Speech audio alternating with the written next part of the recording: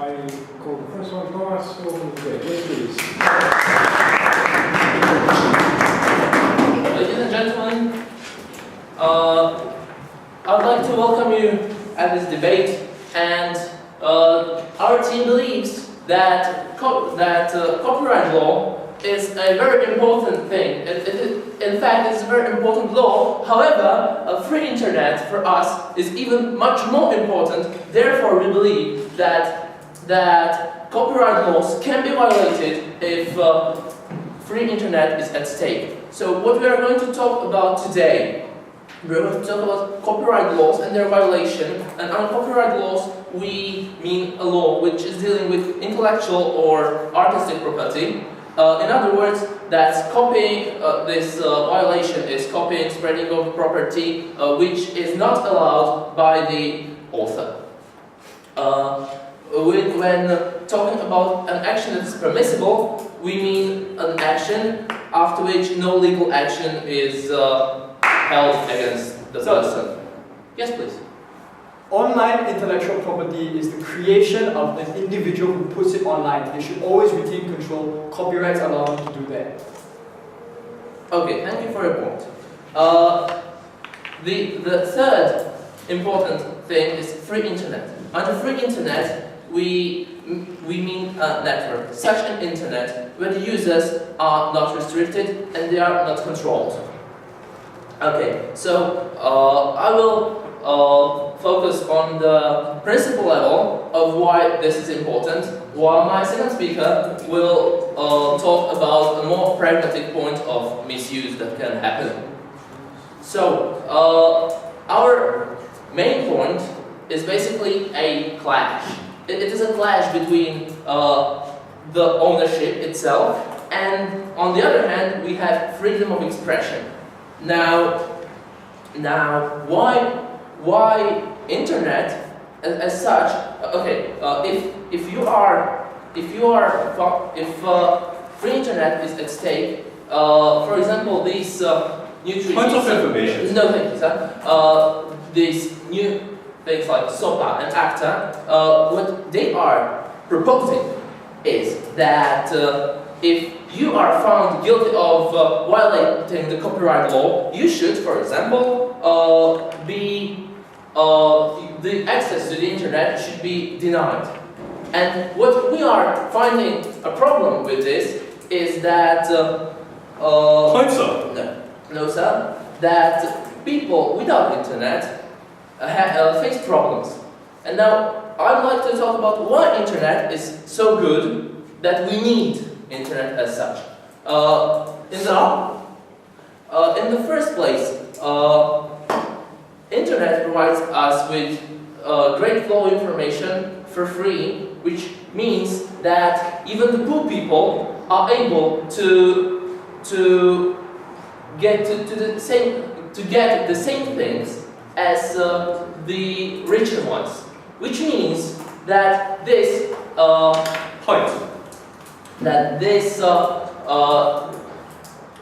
accounts for the differences between the rich and the poor, and therefore we think that internet is important. Secondly, we believe that internet provides so many, it provides so many things. There's so much information provided by the internet that without the internet, the basic standard of living of a person in a, let's say, developed country shifts significantly, which we think is what we don't want. And now, what we are saying is that this shift is usually improportional given given the thing or the, let's say, as they call it, crime that these people have done. Okay, what did they do? They downloaded a movie, or they downloaded some music. Now, ladies and gentlemen, we believe that by this download, they didn't do that big harm, which would mean that we could, no thank you, wait until I finish, that we could harm them, or that we could penalize them in such a way. Now, why? Because the ownership law is a great thing, but there are other significant sources of income for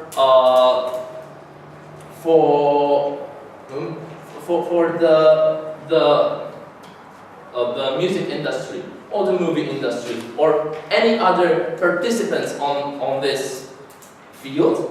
And therefore, since there are other important incomes, and we can see it because all these industries, whether we are talking about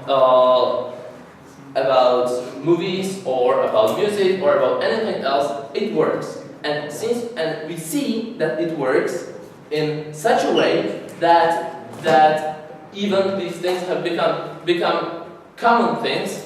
Therefore, we are able to see that there are no problems with no thank you. There are no problems with the fact that copyright these industries would be at a danger of points of information, sir. Problem. Yes, please. So do you stand for copyright laws outside of the internet? Outside of the internet? Well, I don't think that the scope of the debate is inside, or I think the scope of the debate is inside the internet. We are talking about the internet as such, because free internet. And basically, what we are trying to say is that even though ownership is important, our freedom of expression is more important, because if we limit somehow the freedom of expression, there are other more important and more dangerous things that can happen. And these things are not only as a higher threat, about which my second speaker will talk in a while, but it also means that the living standard of those people who are actually without this internet, which is so dramatically that we don't see a reason why we would deal this or why we would do this to those people. Therefore, we believe that although copyright laws are important, free internet is very important and we should support it. Thank you.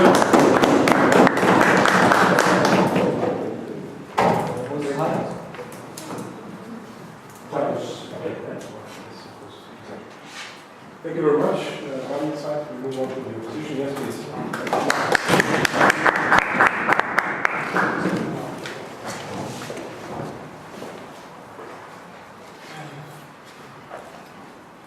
Theft is theft, and to be involved in a crime makes you a criminal. Today, the yardstick for this debate is who best protects the ideals of the individual expression and innovation. And to prove this, side opposition will be furthering 3 lines of substantive argument.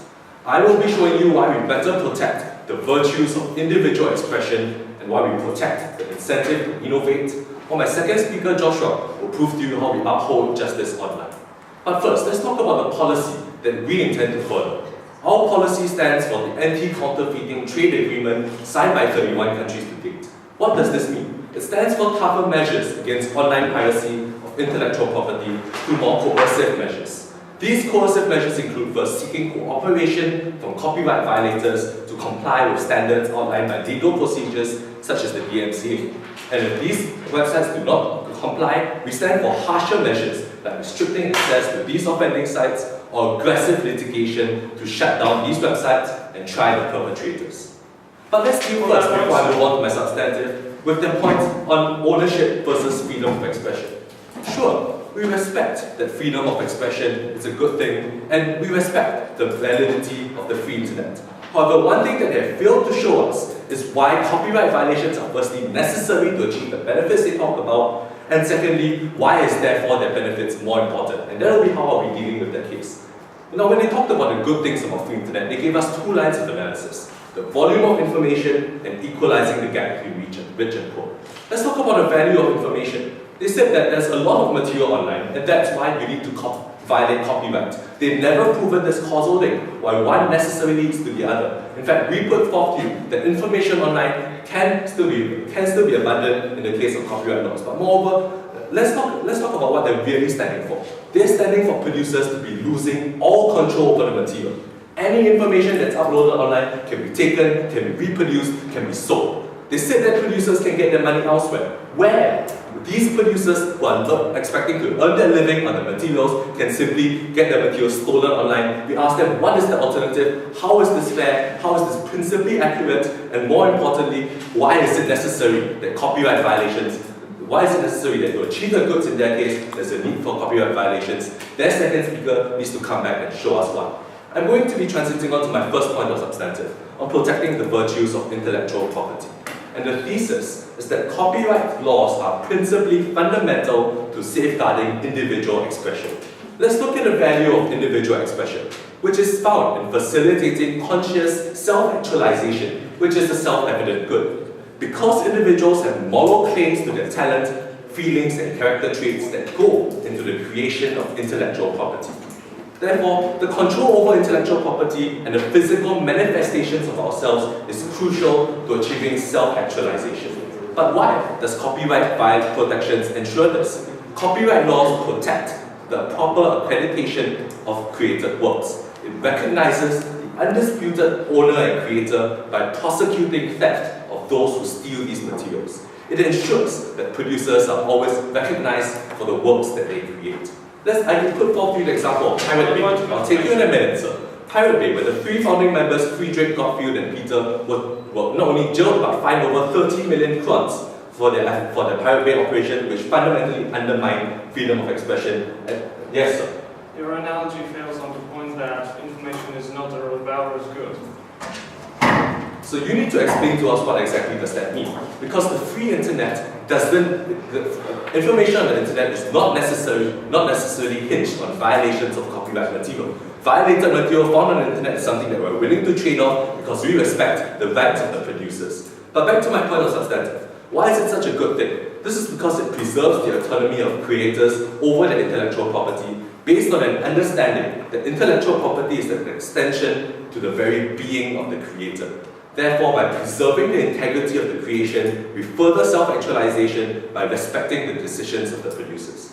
But then, why is this more important than free internet? This is because free internet exists to respect individual autonomy, to preserve intellectual curiosity. A similar principle, such as the principle of free choice, respects that freedom must be tempered when third-party harm is induced, which is when I clash directly with that point of substantive. Because the third-party harm induced during copyright violations is that original creators are cheated of their proper recognition and control over their intellectual property.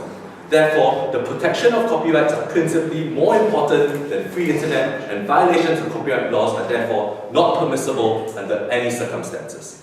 I'm going to be transiting on to my second point of substantive, on protecting the profit incentive to innovate.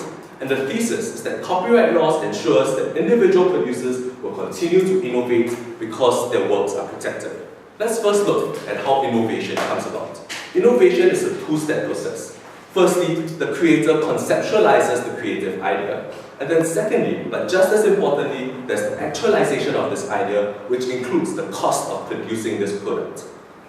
But why does copyright violations fundamentally endanger this process? This is because the creator loses control over the product, and the harm to the producer provides commercial content for free to a customer base that would have otherwise paid for it. And this is akin to theft from a convenience store, for instance, because this directly hurts the copyright holders just as it would hurt a convenience store owner if someone were to steal from his shop.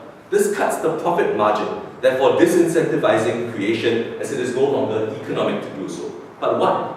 This is because creating intellectual property costs large amounts of money. Online piracy threatens the very business model with rampant theft, making it less incentive to produce products, therefore less products being formed on the internet.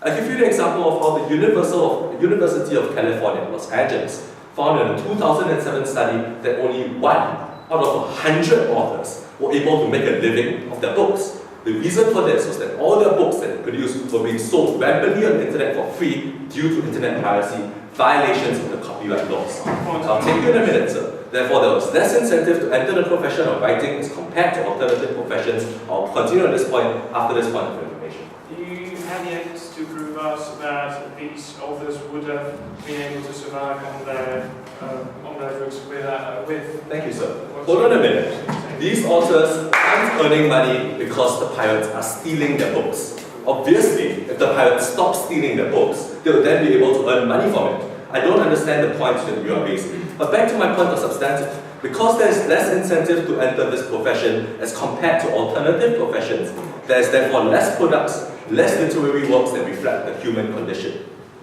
Therefore, copyright laws are essential to protecting the incentive for innovation and creators to produce their literary works. And this is because many of these producers rely on their productions to sustain their living. Authors, actors, directors, all the producers of intellectual property rely on these products as a profession. When you fundamentally undermine this process, you destroy the incentive to produce, you hurt the entire profession, hurt the business model, and there are therefore less products on the internet. The vast amount of information that they stand for is undermined by their very own policy. So what have we shown you today? We've shown you that principally it is important to uphold copyright laws because it protects the intentions of the creator. We've shown you further that practically this protects the innovation process and therefore we're proud to oppose.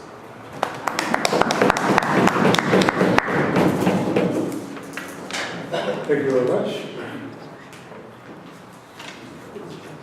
We now continue to the second introduction speaker.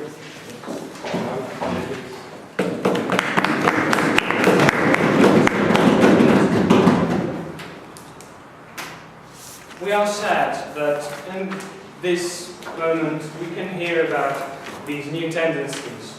We can hear about new tendencies of putting profit in front of freedom of expression and putting some business model more or less arbitrarily chosen before that which is more fundamental to a human, which is the freedom of expression, which is, after all, freedom in general. Ladies and gentlemen, I will show you that while what team opposition in this debate has been talking about is nice and everything, they're not speaking anywhere near real terms.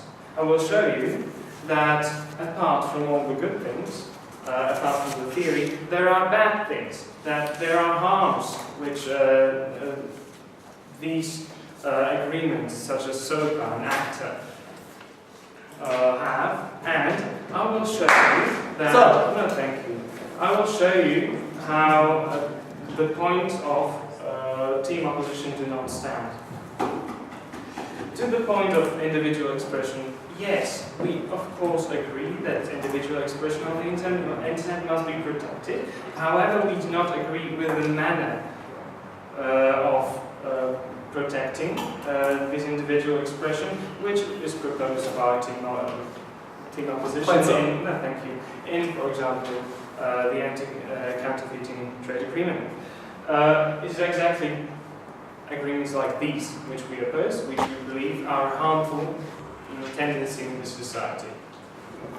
To the point of innovation, yes, but it is of course, thank you. It has been demonstrated by team opposition that this is a business model that works. However, we believe that that this model has been more or less arbitrarily chosen. We believe that it is in no way a natural process. It is not self-evident that one should simply points of information. That one should simply have an idea, then prevent everybody else from using that idea and gain profits from that. Ladies and gentlemen, there is an alternative view. Of course there is one. There is the alternative view that one can produce everything which is in their physical capabilities. And we believe that it is not appropriate from team opposition to argument on such a ground. No, thank you. On such a ground that assumes that we simply do have the right without further explanation. So? No, thank you. Then, the harms which we have been talking about are that in the process of enforcing these agreements, this in fact ban on Points no, on. thank you. By enforcing this, we are able to produce more harms and bigger harms than what actually would what good it would bring. Then we need to put in comparison the fact that perhaps some people will be rewarded more. Some. No, thank you. Yes, but in effect, what team opposition today are talking about is simply the right to earn money. What we are talking about is the opportunity to overcome your perhaps inability to earn as much money as others. And this is, no, thank you.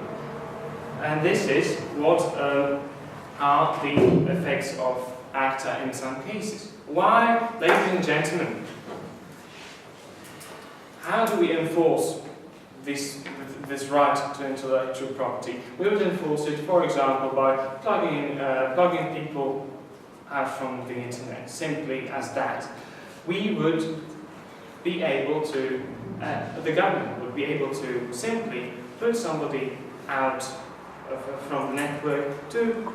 So, yes. if you believe that the government should put someone out of the internet for infringing on copyright, then doesn't that mean that you believe that people need to allow the ownership of their product to come first before other people's expression? That's what you just said.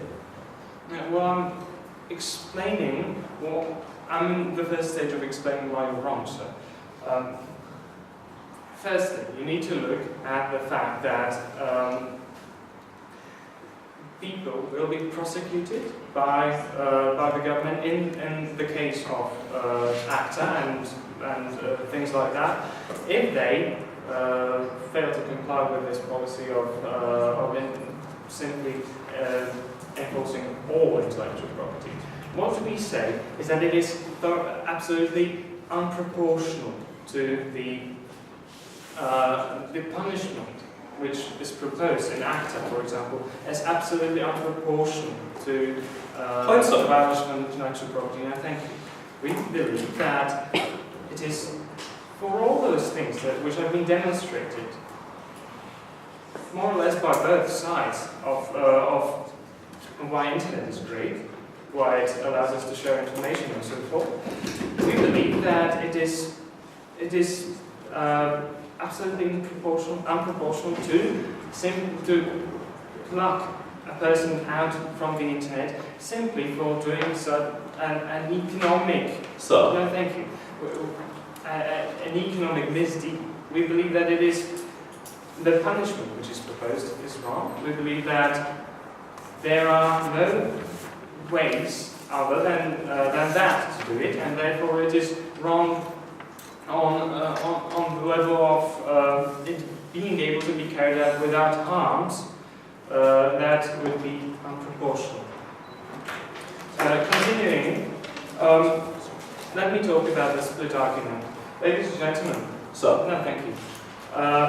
Agreements such as ACTA, such as SOPA, which we oppose, give unproportional, unfair amount of power in the hands of the government. And let me analyse how this would have its harms from the point of view of a politician. Ladies and gentlemen, what do politicians want? Politicians want to be re-elected. Politicians simply don't care about their opposition. Politicians want just to have their power and everything. And when they have the opportunity of nullifying their opposition, they will do so, because it is the only thing they can reasonably be expected to do. And we believe that by giving the power to governments to shut down internet sites, as proposed by ACTA or SOPA, for example, we give these governments right to censor their opposition. And moreover, not everybody will be censored because the government simply doesn't have the capacity, the faculties to shut down all sites. Those people who oppose will be prosecuted, and we believe that this allows very much misuse. This allows the government to censor its opposition. We believe that these agreements are a step in the wrong direction, and we beg you to propose.